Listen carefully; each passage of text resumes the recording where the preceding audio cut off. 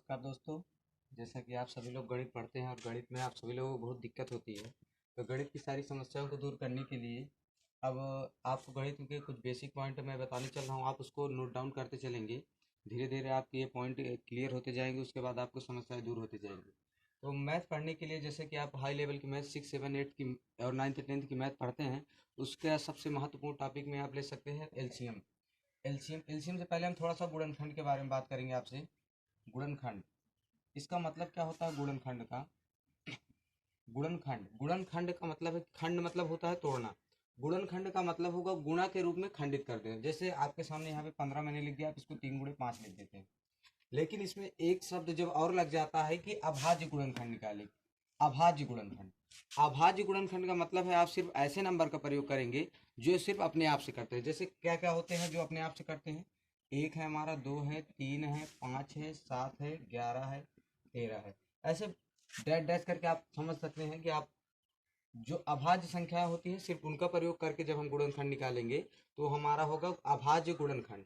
तो जब भी हम एलसीएम, एचसीएफ और गुणनखंड विधि से वर्गमूल निकालते हैं, तब यहाँ पे हमको अभाज्य गुणनखंड की जरूरत पड़ती है।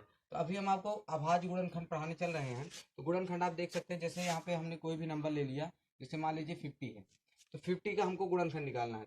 तो गुणनखंड में सबसे पहले हम किस नंबर से काटते हैं? सबसे पहले 2 से। अगर 2 से नहीं कटता है तो फिर 3 से। 3 से भी नहीं कटता है तो 5 से, फिर 7 से, 11 से, 13 से, इसी तरह डैश डैश। ठीक है, डैश डैश का मतलब है आगे ऐसे 13, 13 के बाद 14 तो कट जाता है 2 से, फिर 17 आता है, 17 के बाद 19, 19, फिर 23, ऐसे करके संख्याएं होती है। 50 है, 50 का हमको गुणनखंड निकालना है। सबसे पहले ऐसा चिन्ह लगाएंगे। गुणनखंड 50 का हमको निकालना है। देखेंगे सबसे पहले कि 2 से कटेगा। कटने का मतलब ये 2 से भाग देने पर आपका शेष फल जो है 0 आना चाहिए। देखिए 2 भागे अगर मैं यहाँ पे 50 करता हूँ, 2 दूनी 4, 5 बीस 4 के 1, 0, 2 पंचे 10। तो 2 से भाग देने पर अगर शेष फल 0 आ जाएगा तो 2 से कट जाएगी। तो यहाँ पे आप क्या लिखेंगे? 2। और 2 से कटने पर जो आएगा ऊपर उसको आप कहाँ लिखेंगे? यहाँ। अब 25 आ गया, 25 को आप फिर 2 से चेक करिए। देखिए 2 से कटेगा, 2 से मैं डिवाइड करता हूँ, 2 का नाम 2, 0, 5, 2 दूनी 4, 5 बीस 4 के नहीं कटा। अगर यहाँ पे शेषफल कोई भी वैल्यू आ जाती है तो दो उस संख्या से नहीं कटेगी जिससे हम काटते हैं। हमने 2 से डिवाइड किया, क्या 2 से कट जाएगा? नहीं कटेगा। तो 2 के बाद हम किससे डिवाइड करेंगे? 3 से। देखिए 3, 3 दाम 30 होता है, 3 के टेबल में हो सकता है आ जाए। 3 8 24, 3 9 27, यानी टेबल में नहीं आएगा, यानी 3 8 24 एक ज़्यादा हो जाएगा, यानी 3 से ये संख्या नहीं कटेगी। जब 3 से नहीं कटेगी, 3 के बाद हमारे पास कौन सा नंबर है? 5। 5 से मैं काटने चल रहा हूँ। देखिए 5 पचम 25, फिर 5 अपने आप से कटेगा, 5 करना 5। आप देख सकते हैं इसका गुणनखंड के रूप में हमने इसको परिवर्तित कर दिया गया, परिवर्तित कर दिया। जैसे 50 है तो 50 का अगर आपसे कोई पूछे अभाज्य गुणनखंड इसका क्या होगा, तो 50 का अभाज्य गुणनखंड होगा 2 × 5 × 5। कोई दिक्कत नहीं, दिक्कत तो नहीं होनी चाहिए। अब इसी तरीके से आप किसी भी नंबर का निकाल सकते हैं। एक थोड़ा मैं कठिन नंबर आपको, जैसे कि अभी आपने देखा 50 का आप लोगों ने गुणनखंड निकाल लिया है, तो अब 50 से बड़ी नंबर मान लीजिए मैं ले लेता हूँ, चलिए 120 ले लेते हैं।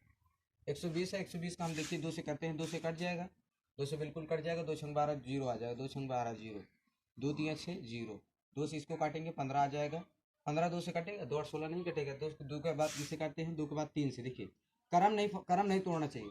जैसे ये 10 से भी कट रहा है, लेकिन हमको यहाँ पे देखिए नंबर है, यहाँ पे 10 है नहीं है, पहले इस वाले नंबर से, अगर इस नंबर से नहीं कटेगा फिर इससे, इससे नहीं कटेगा तो इससे भी नहीं कटेगा, तब इससे हमको काटना है।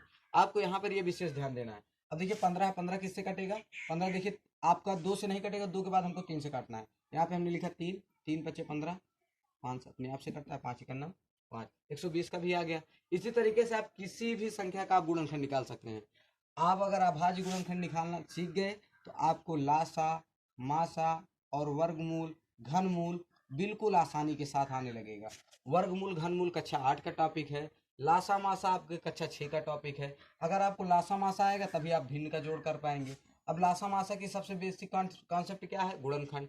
लासा मासा 2 तरीके से निकाला जाता है, गुणनखंड विधि से, भाग विधि से। तो अभी हम सिर्फ गुणनखंड विधि की बात करते हैं, क्योंकि अभी हमने आपको गुणनखंड निकाला ना। तो गुणनखंड विधि से मान लेते हैं यहाँ पे 30, 80 का हमको गुणनखंड विधि से क्या निकालना है? गुणनखंड, सॉरी गुणनखंड नहीं होता, अभाज्य गुणनखंड होता है। कभी भी आप देखेंगे अभाज्य गुणनखंड। अभाज्य गुणनखंड का मतलब ये होता है आप सिर्फ उन्हीं संख्याओं से काटिए जो कि सिर्फ अपने आप से कटे। अभाज्य गुणनखंड से लासा, लासा को आप अंग्रेजी में एलसीएम भी कह सकते हैं। ठीक है, जैसे 30 और 80 का हमको क्या निकालना है, लासा, लासा मतलब एलसीएम।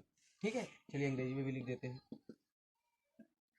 30 80 किस विधि से निकालना है, यहाँ पे सबसे जो इंपॉर्टेंट पॉइंट है, हमको क्या देखना है, गुणनखंड विधि। किस विधि से निकालना है, गुणनखंड विधि। तो आप सभी लोगों को इससे पहले हमने गुणनखंड बताया, तो आप पहले गुणनखंड, दो संख्या यहाँ पे दिख रही है, दोनों का अलग अलग गुणनखंड निकालेंगे। सबसे पहले 30, यहाँ पे 80 लिख लेते हैं। हम किस विधि से निकाल रहे हैं लासा, गुणनखंड विधि से। यहाँ पे पहले 30 का आप गुणनखंड निकालिए। देखिए 2 से कट जाएगा, 2 का नाम 2, 1 बचेगा, इसमें चला जाएगा, 2 पंचे 10।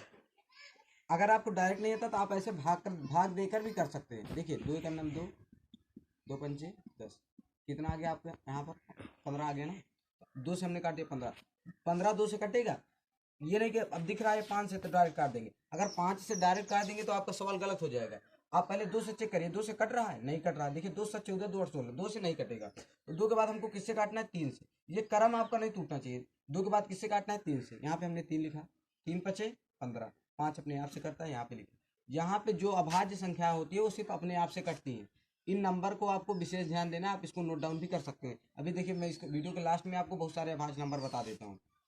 30 का हमने निकाल लिया गुणनखंड, 80 का भी गुणनखंड निकालते हैं। देखिए 2 से काटेंगे, 2 चौको 8, 0, 2 दूनी 4, 0।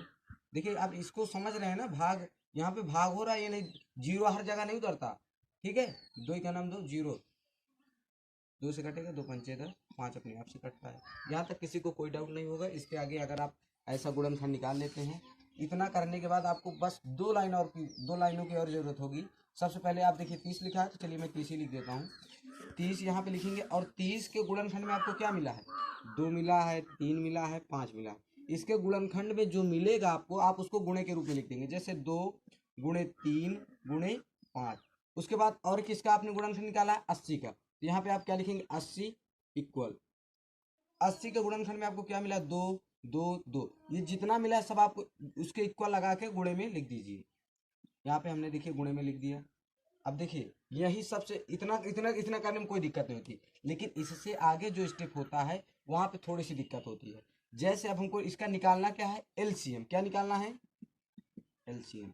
एलसीएम निकालते हुए, एलसीएम मतलब लासा, आप इन दोनों के गुणनखंड, जैसे ये इसका गुणन 30 का गुणनखंड ये है, 80 गुणनखंड ये है। आप इसमें देखिए इन दोनों में मिल क्या रहा है। देखिए सबसे पहले ये 2 मिल रहा है, ठीक है। अब जैसे यहाँ पे देखिए ये 5 भी मिल रहा है। आप, अगर आपको कोई ऐसा बताता है कि तिरछा नहीं मिलता, तो आप कह सकते हैं कि आप गलत हैं, क्योंकि आप 5 को भी यहाँ पे भी लिख सकते हैं। ये देखिए ये दोनों संख्याएं मिल रही है, जो जो मिल रहा है आप उसको मिला दीजिए। और कुछ मिल रहा है इसमें, नहीं मिल रहा। तो पहले जो जो मिल रहा है उसको आप मिला देंगे। उसके बाद मिलाने के बाद आपको यहाँ पे देखिए क्या दिख रहा है, 2।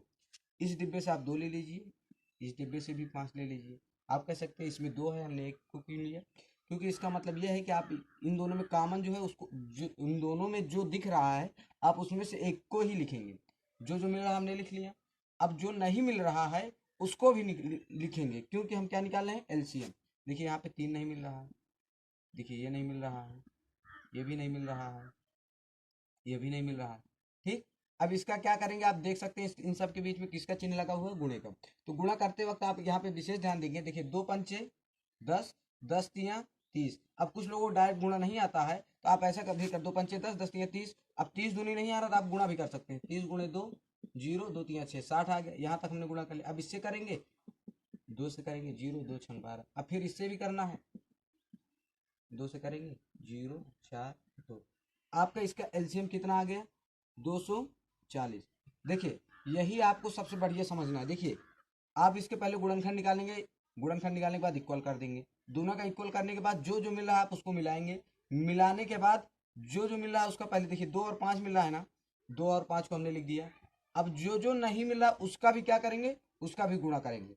देखिए हमने यहाँ पे गुणा किया, 2 पंचे 10, 3 30, दूनी 60, दूनी 120, दूनी 240।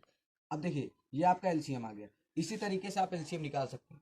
आप अपने से प्रैक्टिस करिए। कुछ एलसीएम मैं यहाँ पे दे रहा हूँ, आप निकालिएगा। अगली वीडियो में इसका आंसर दिया जाएगा आपको। 30, 50, 60, 20।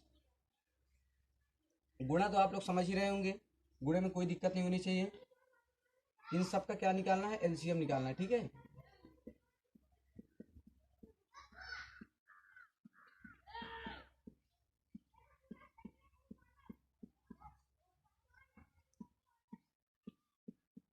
देखिए दोस्तों, चलिए इसी के साथ हम अपनी क्लास को रोक रहे हैं। आप ये होमवर्क कर लीजिएगा।